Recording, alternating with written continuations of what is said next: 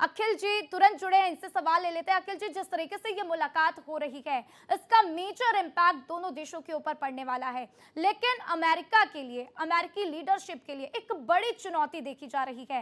इस मुलाकात के बाद अमेरिका के ऊपर क्या इम्पैक्ट पड़ता हुआ, किस तरीके से डोनाल्ड ट्रंप की बौखलाहट और भी ज्यादा बढ़ती हुई नजर आएगी, आपसे समझने की कोशिश। जी बहुत-बहुत धन्यवाद राधा जी आमंत्रित करने के लिए। देखिए जैसे कि आज जो मोदी और शी की जो मुलाकात हो रही है थिएनचिन में और ये करीब 7 साल बाद जो जी। हमारे जो पीएम मोदी हैं वो चीन आए हैं और उसके बाद फिर आज जो मुलाकात हो रही है ये काफ़ी एक इसका जो बहुत कई मायनों में इसके हम देख सकते हैं कि अ, जो 2 देशों के बीच जो पिछले 4-5 सालों में जो संबंधों में जो गिरावट आ गई, जो खटास पैदा हो गई, उसमें एक रीसेट करने का ये आज एक काम कर सकती है ये मीटिंग और क्योंकि जिस तरीके से सीमा पर जो एक एक तनाव जो पैदा हुआ है, उसको उस शांति बनाए रखने पे भी इस पर भी चर्चा की जा सकती है। तो और जो रही बात जिस तरीके से हम देख रहे हैं पिछले जी। कुछ समय से ट्रम्प की तरफ से भारत पर टैरिफ लगाने की जो बात की गई है और जो टैरिफ लगाए गए हैं, उसको देखते हुए ये जो आज जो बैठक हुई है काफ़ी अहम है। तो ये कई मायनों में अहम है।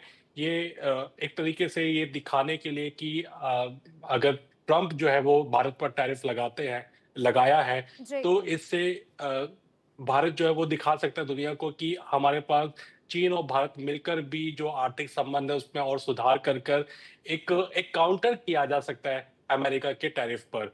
और जिस तरीके जी। से रशिया, चाइना और भारत मिलकर भी इस पर काफ़ी हद तक एक एक वैकल्पिक वर्ल्ड ऑर्डर की नींव तैयार कर सकते हैं। तो मेरा मानना है कि इससे आज की जो बैठक है वो भारत और चीन के द्विपक्षीय संबंध में एक रीसेट करने का काम कर सकते हैं।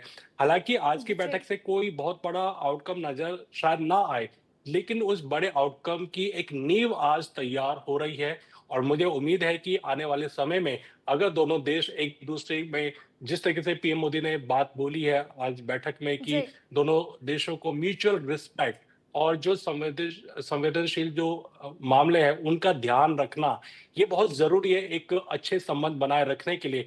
तो अगर ये दोनों देश इन चीज़ों पर चलते हैं और चीन भारत के हितों को ध्यान में रखता है, तो मेरा मानना है कि आने वाले समय में एक बहुत बड़ा आउटकम, एक बेहतर आउटकम हम देख सकते हैं, जिसकी नींव आज हम इस मीटिंग में देख रहे हैं।